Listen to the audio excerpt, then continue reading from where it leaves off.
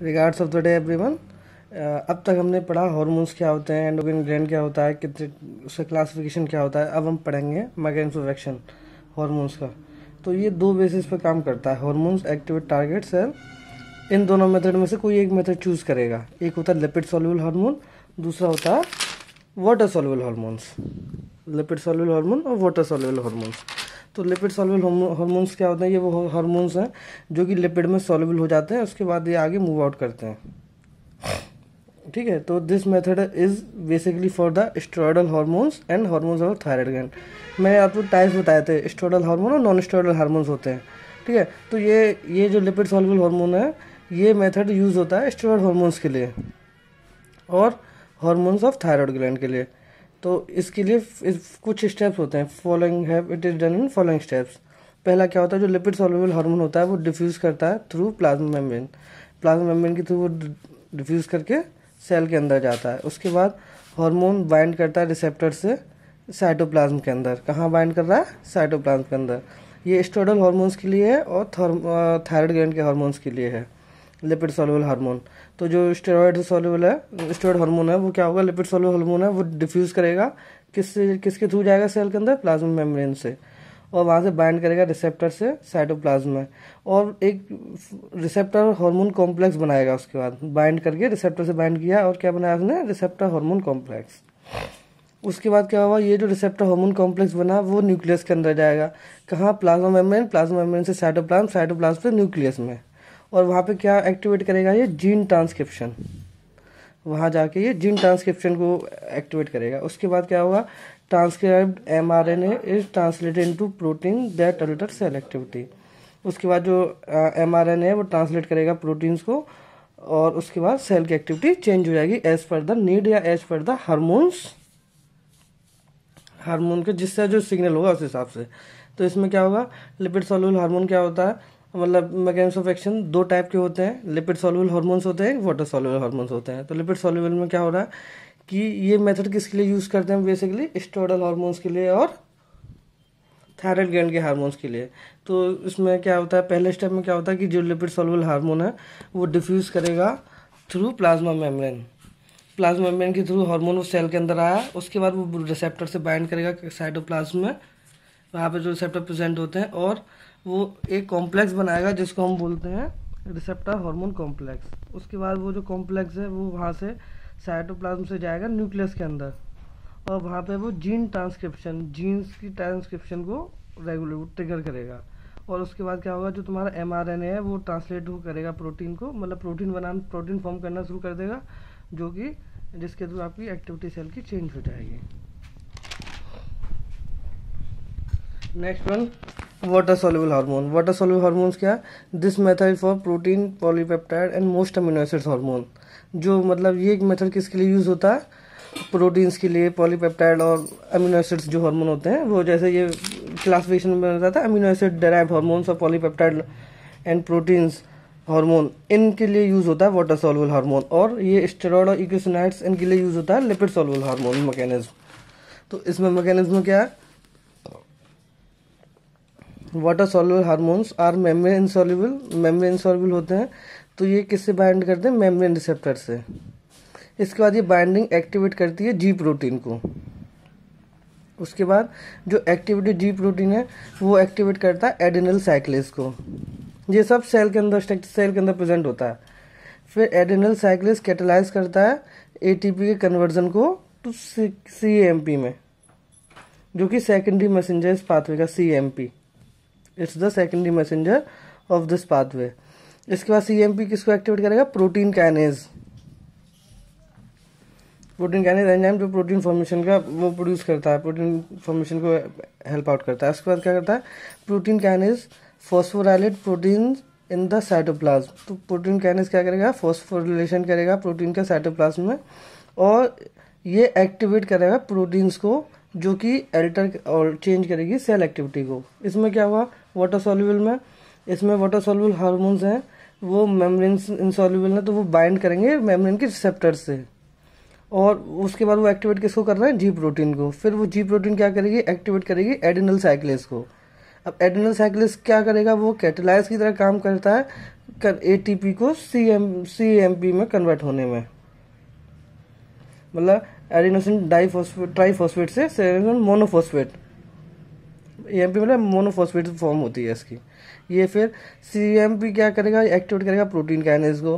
Protein kinase phosphorylate होने के बाद साइटोप्लाज्म में एक्टिवेट करेगा किसको, प्रोटीन्स को, जो कि अलाउ करेंगे सेल की एक्टिविटी को चेंज करने की। अब हम पढ़ेंगे regulation of the hormone release. Endocrine gland release hormone in response to this stimuli, मतलब जो एंडोक्राइन ग्लैंड है वो किस किस फॉर्म में, मतलब कब कब मतलब अपना हार्मोन को रिलीज करता है, जब उसको स्टिमुलस कहाँ से मिले, कोई hormone from the other endocrine gland, जैसे वो हाइपोथैलेमस से कोई स्टिमुलस आया, वो पिट्यूटरी ग्लैंड के लिए आया, तो इससे क्या हुआ, पिट्यूटरी ग्लैंड एक्टिवेट हो गया। तो मतलब क्या हुआ, ये कोई हार्मोन अदर एंडोक्राइन ग्लैंड का दूसरे पे आके एक्ट करता है, तब वो एक्टिवेट होगा। या दूसरा कब एक्ट होगा, जब chemical characteristic of the blood, जब ब्लड की कैरेक्टरिस्टिक चेंज हो गई, तो जैसा ब्लड में नीड हो रही है, तो वो जब हमारे ब्रेन में जाएगा तो उसको स्टिमुलस के लिए एज ए स्टिमुलस काम करेगा। या तीसरा, जब हमारे को न्यूरॉन का स्टिमुलेशन हो। इन 3 कंडीशन पे हमारे जो एंडोक्राइन ग्लैंड है वो हार्मोन रिलीज करते हैं। और हार्मोन रिलीज रेगुलेट होती है 2 मैकेनिज्म से। Number first negative feedback, number 2 positive feedback. Negative feedback mechanism और positive feedback mechanism. Negative feedback mechanism ये होता है, वो इनहिबिशन करने के लिए यूज होती है, मतलब जैसे कोई ग्लैंड कुछ सीक्रेट कर रहा है तो उसको रोकने के लिए हम ये नेगेटिव फीडबैक मैकेनिज्म काम करता है। और पॉजिटिव फीडबैक मैकेनिज्म कि हमारी बॉडी को रिक्वायरमेंट है कि कोई वो हार्मोन रिलीज करे, तो वो उसको सिग्नल देगी कि आप ये स्टिमुलस देगी कि आप इसको एक्टिवेट कीजिए या इसको रिलीज कीजिए। तो अब हम पढ़ते हैं negative feedback mechanism. Negative feedback mechanism क्या था, it is a fundamental control mechanism, it cause reverse inhibition on the hormone, control variable is often one that it itself regulated. मतलब क्या हुआ, ये फंडामेंटल मैकेनिज्म है ये कि रिवर्स इनहिबिशन मतलब क्या करता है, इसको ब्लॉक करता है, किसी भी हार्मोन को, जो हार्मोन का सीक्रेशन हो रहा है उसको रोकता है, ब्लॉक करता है। ठीक है, तो रेगुलेटर पार्ट, जैसे एक एग्जाम्पल ले जाता है, हाइपोथैलेमस है। हाइपोथैलेमस मान लो कोई हार्मोन रिलीज कर रहा है, हार्मोन 1, इसका मैं एग्जाम्पल देके बताऊंगा कैसे क्या, ये एक सिंपल जनरल फॉर्मूला है, वो समझिए। हाइपोथैलेमस ने क्या किया, हार्मोन रिलीज किया कोई, हार्मोन 1। अब वो हाइपोथैलेमस से वो हार्मोन गया पिट्यूटरी में, तो उसने क्या किया, हाइपोथैलेमस के इस हार्मोन ने इसके लिए स्टिमुलस का काम किया पिट्यूटरी के लिए। तो इसने क्या किया, पिट्यूटरी ग्लैंड को जब इसने स्टिमुलस दिया तो इसने अपना कोई हार्मोन रिलीज कर दिया, जिसको हमने बोल दिया हार्मोन 2। अब ये हार्मोन 2 जाके बाइंड किया ग्लैंड में, टारगेट ग्लैंड पे या जो मेन टारगेट है वहां पे, वहां से क्या होगा, एक फीडबैक इनोवेशन जाएगा, जो कि 2 जगह इनोवेशन जा रहा है। पहला इनोवेशन जाएगा तुम्हारा पिट्यूटरी ग्लैंड के लिए, तो वो क्या करेगा, feedback innovate release of hormone 2, जिससे कि आपका जो पिट्यूटरी ग्लैंड जो एक्टिवेट है इसको रोकेगा। दूसरा वो फीडबैक गया हाइपोथैलेमस के लिए इनोवेट करने के लिए, तो उसने हाइपोथैलेमस जैसे इनोवेट कर दिया, तो जब हाइपोथैलेमस से फर्स्ट हार्मोन रिलीज होना बंद हो जाएगा तो वो पिट्यूटरी ग्लैंड पे नहीं आएगा। अब पिट्यूटरी ग्लैंड पे नहीं आ रहेगा तो फिर टारगेट ग्लैंड पे तो वो second pituitary gland second hormone नहीं रिलीज करेगा, जो कि टारगेट पे बाइंड करेगा। जैसे हाइपोथैलेमस से टीआरएच रिलीज होता है, क्या, थायरोटोपिन रिलीजिंग हार्मोन। हाइपोथैलेमस से टीआरएच रिलीज हुआ, वो क्या करता है, स्टिमुलेट करेगा सीक्रेशन ऑफ टीएसएच। मतलब पिट्यूटरी ग्लैंड से वो क्या सीक्रेट करेगा, जैसे यहाँ से हमने टीआरएच रिलीज किया, वो जब इस पर बाइंड करेगा तो वो इस पर रिलीज करेगा TSH from the pituitary gland, जो क्या करेगा, सेल्स को स्टिमुलेट करेगा थायराइड ग्लैंड की। ये थायराइड ग्लैंड, तीसरा ग्लैंड आया हाइपोथैलेमस से पिट्यूटरी, पिट्यूटरी से ये थायराइड ग्लैंड पे आया। तो जब ये थायराइड ग्लैंड पे आया तो ये क्या करेगा, यहाँ से प्रोड्यूस करेगा क्या, थायरोक्सिन और ट्राईआइडोथायरोक्सिन। तो ये इसके 2 प्रोडक्ट होते हैं, थायरोक्सिन और ट्राईआइडोथायरोक्सिन।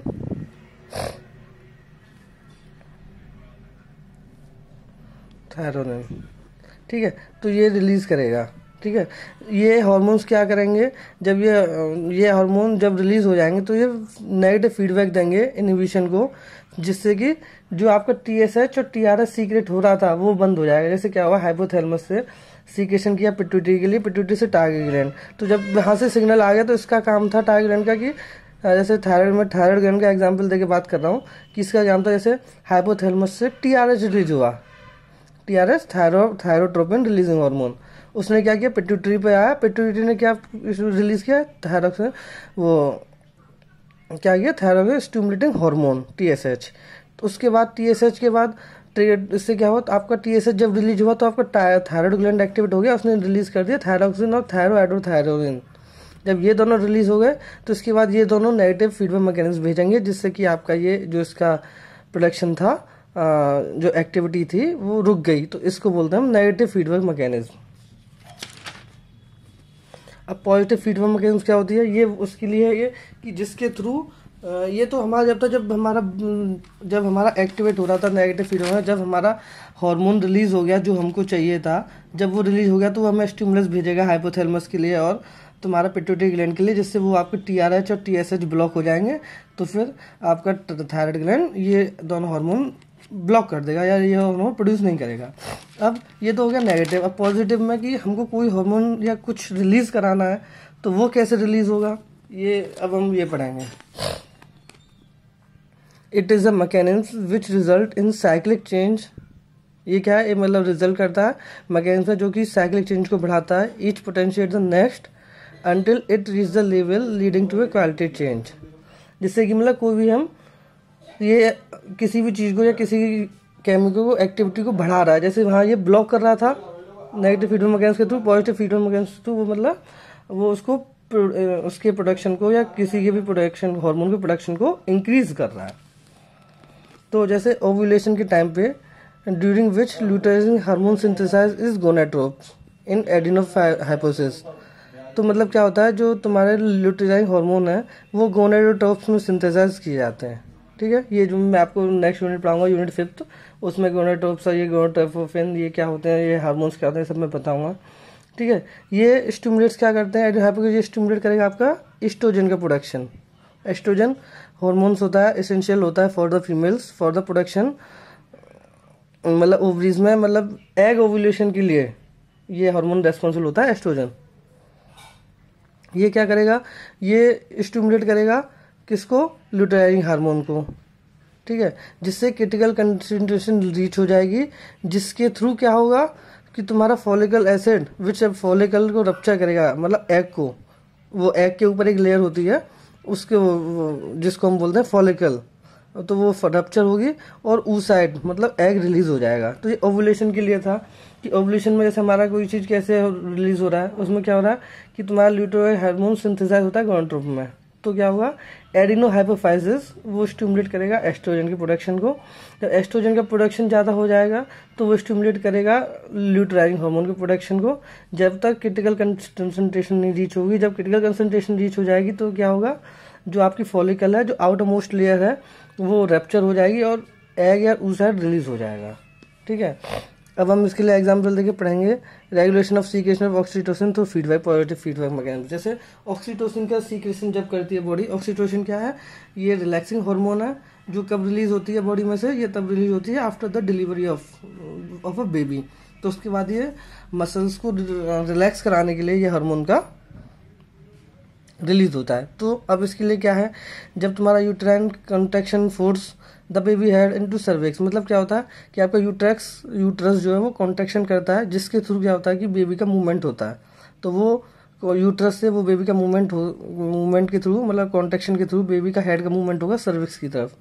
तो तुम्हारे क्या है जैसे स्ट्रेच रिसेप्टर्स होते हैं सर्विक्स के अंदर, जो उसको जैसे उस मूवमेंट को रिकॉर्ड करते हैं। नर्व इम्पल्स, जैसे जब आपका ऐसे यूट्राइन कॉन्ट्रैक्शन हुआ जिसके थ्रू आपका बेबी का हेड बाहर आना, हेड सर्विक्स में आना शुरू किया, तो क्या होता है सर्विक्स के अंदर क्या होते हैं आपके रिसेप्टर्स हैं, स्टेज रिसेप्टर। जैसे जब मैं आपको पढ़ाऊंगा कि हाउ डिलीवरी के जब बारे में, तब मैं उसमें बताऊंगा। तो उसमें क्या होता है कि before the delivery start there is a contraction in the uterus. उसके थ्रू क्या होता है, इसके थ्रू मूवमेंट होता है ऑफ द बेबी। तो उसके थ्रू सबसे पहले क्या होता है, बेबी का हेड आता है सर्विक्स में। तो जो आपके रिसेप्टर्स हैं सर्विक्स के अंदर वो डिटेक्ट करते हैं, रिसेप्टर्स हैं स्ट्रेच रिसेप्टर्स। तो जब स्ट्रेच कर रहा है कोई भी चीज़ तभी तो वो मूवमेंट करेगा स्ट्रेच होने के बाद में। तो उसके बाद नर्व इम्पल्स जनरेट होगा, तो वो कहाँ जाएगा, हाइपोथैलेमस एंड पोस्टीरियर पिट्यूटरी पे, जो कि कंट्रोल सेंटर है। तो वहाँ से क्या होगा, आपका ऑक्सीटोसिन रिलीज हो जाएगा। और ऑक्सीटोसिन रिलीज होने के बाद क्या करेगा, यूट्रिन स्मूथ मसल कॉन्ट्रैक्शन, मतलब जो आपका स्मूथ मसल्स है उनका कॉन्ट्रैक्शन और बढ़ जाएगा, और कॉन्ट्रैक्शन फोर्स और ज़्यादा बढ़ जाएगा, और बेबी मतलब बाहर सर्विक्स से बाहर आ जाएगा। तो इसके बाद क्या हुआ, invasion occurs after delivery when there is no uterine contraction. अब जैसे यूट्रिन कॉन्ट्रैक्शन खत्म हुआ तो आपका ये ऑक्सीटोसिन रिलीज हो गया, रिलीज होना बंद हो जाएगा। तो ये नेगेटिव पॉजिटिव फीडबैक मैकेनिज्म समझ में आई। पॉजिटिव फीडबैक मैकेनिज्म क्या है कि कोई भी मतलब जब कोई भी किसी काम को एक्टिवेट करने के लिए, किसी काम के होने के लिए, या किसी हार्मोन को रिलीज होने के लिए इस रिसेप्टर से कैसे सिग्नल गया। तो जैसे यूट्रिन का ही एग्जांपल ले लेते हैं।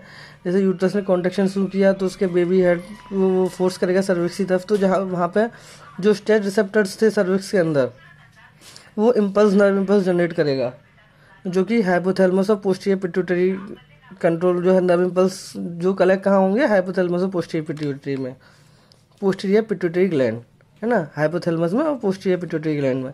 तो वहाँ से क्या होगा, रिलीज होगा ऑक्सीटोसिन, जो कि स्मूथ मसल्स के कॉन्ट्रैक्शन को बढ़ाएगा, इफेक्ट बढ़ाएगा उसका, और कॉन्ट्रैक्शन फोर्स और बढ़ाएगा, जिससे कि बेबी का हेड पूरा सर्विक्स के अंदर आ जाए और डिलीवरी हो जाए। तो इसमें क्या हुआ, ऑक्सीटोसिन रिलीज हुआ। और दूसरा एग्जांपल जैसे ओवुलेशन के टाइम पे होता है, इसमें क्या होता है कि लुटेराइजिंग हार्मोन सिंथेसिस होता है गोनाडोट्रॉप्स में और इन एडिनो हाइपोफिसिस। तो इसमें क्या होता है, एडिनो हाइपोफिसिस क्या स्टिमुलेट करता है, एस्ट्रोजन के प्रोडक्शन ओवरीज में। वहाँ से क्या होता है, आपका प्रोडक्शन होता है ल्यूटराइजिंग हार्मोन्स का, और वो जब तक ल्यूटराइज हार्मोन जब एक क्रिटिकल कंसंट्रेशन पहुँच गया तो वहाँ से फॉलिकल का रप्चर करता है और वहाँ से oocyte रिलीज करता है। इसके थ्रू आपका एग ओवरी से रिलीज होता है and go to the uterus. तो ये mechanism positive mechanism, negative mechanism. From the tomorrow we will start about the different main glands, जो कि ग्लैंड्स क्या क्या हार्मोन रिलीज करते हैं वो टाइप, जैसे हाइपोथैलेमस जो कि हार्मोन रिलीज करता है GHRH, TRH, GnRH है ना, CRH सोमेटोस्टेटिन डोपामिन, ठीक है। ऐसे पिट्यूटरी ग्लैंड है, उसमें दो पार्ट होते हैं, एंटीरियर पोस्टीरियर। एंटीरियर पिट्यूटरी पढ़ेंगे, पोस्टीरियर पढ़ेंगे, फिर थायराइड ग्लैंड, फिर थायराइड ग्लैंड क्या रिलीज करता है, ये सब हम कल से पढ़ेंगे। तो आज हमने क्या पढ़ा, आज हमने पढ़ा कि मैकेनिज्म ऑफ एक्शन, हार्मोन कैसे काम करते हैं। एक लिपिड सॉल्युबल हार्मोन प्रोसेस होती है जो कि स्टेरॉयडल हार्मोन्स और तुम्हारा स्टेरॉयडल हार्मोन्स, और दूसरा थायराइड ग्लैंड्स के हार्मोन के लिए काम करता है। उसकी प्रोसेस पढ़ी हमने। उसके बाद हमने पढ़ी वाटर सॉल्युबल हार्मोन्स, जो कि एमिनो एसिड्स और पेप्टाइड एंड पॉलीपेप्टाइड्स वगैरह होती हैं। उसके बाद हार्मोन रिलीज कौन कंट्रोल करता है उसको, और कौन सी मैकेनिज्म है जो कंट्रोल करती है, positive and negative feedback mechanism. Thank you.